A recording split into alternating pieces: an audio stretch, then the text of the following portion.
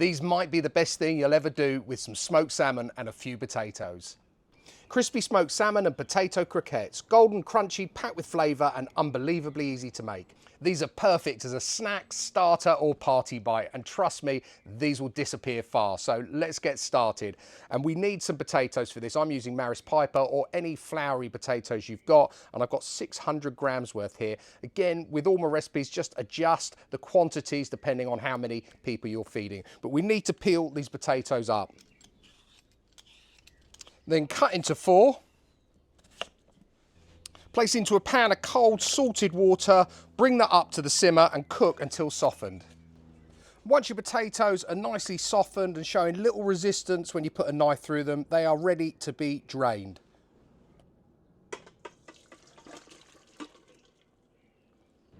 Then ideally using a potato ricer, squeeze that in there into a fresh bowl. If you haven't got one of these, then just use a standard masher. That's it, our last one there. All in, let's get rid of that.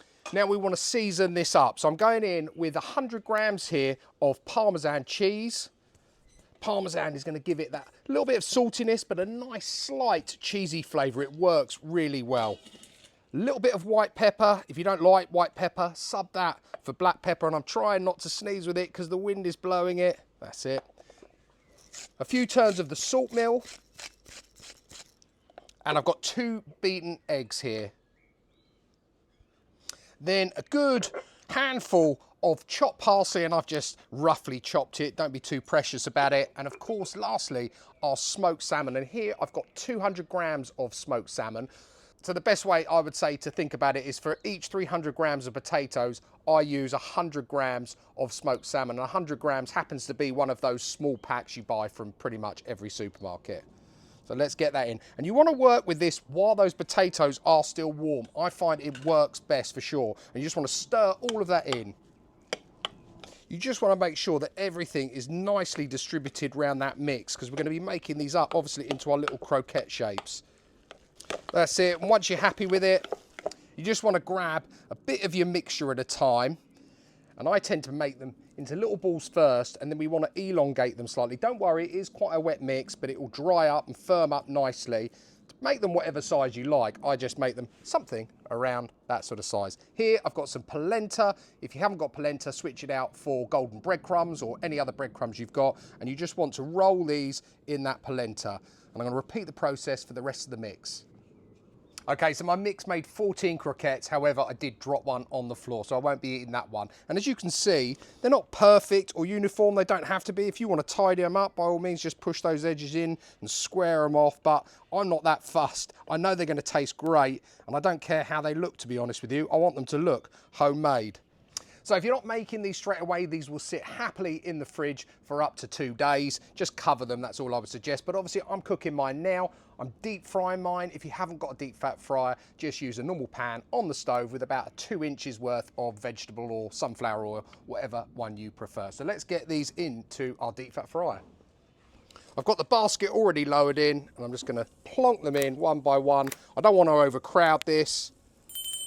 Probably do like 6 at a time, something like that. And you want to cook these until they are nice and golden brown. We'll check them probably in about a minute or so, see how they're getting on.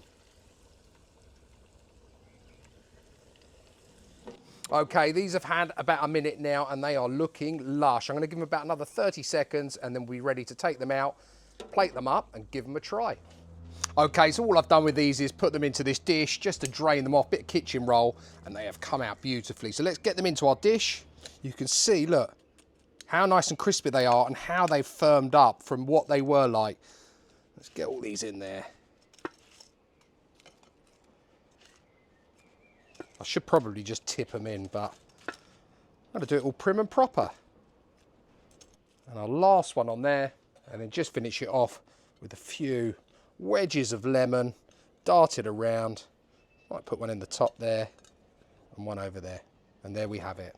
My smoked salmon and potato croquettes. Cannot wait to try one.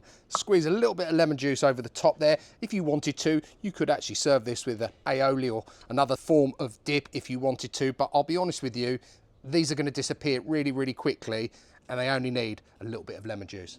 Cheers.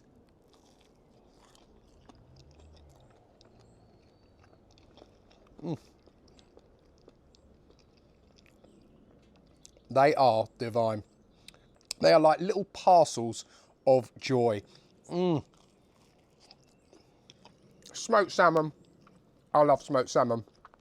But along with that parmesan, the potato and the polenta, they're nice and crispy on the outside and they taste amazing. Great little snack.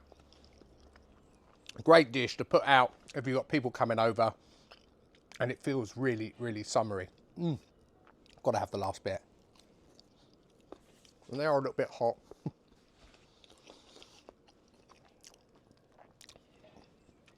Just remember, guys, adjust the quantities depending on what your taste buds are. For every 300 grams of the potatoes, you want 100 grams of the salmon and you won't go wrong. Guys, that's it from me for today. A real quick one for you. I really appreciate you watching. If you're new to the channel and you like the content, please don't forget to hit the subscribe button. Please also like, share, comment, got a hype button. I'd really appreciate one of those. Coming later this week, I'm going to be doing my prawn fritters, so look out for that one.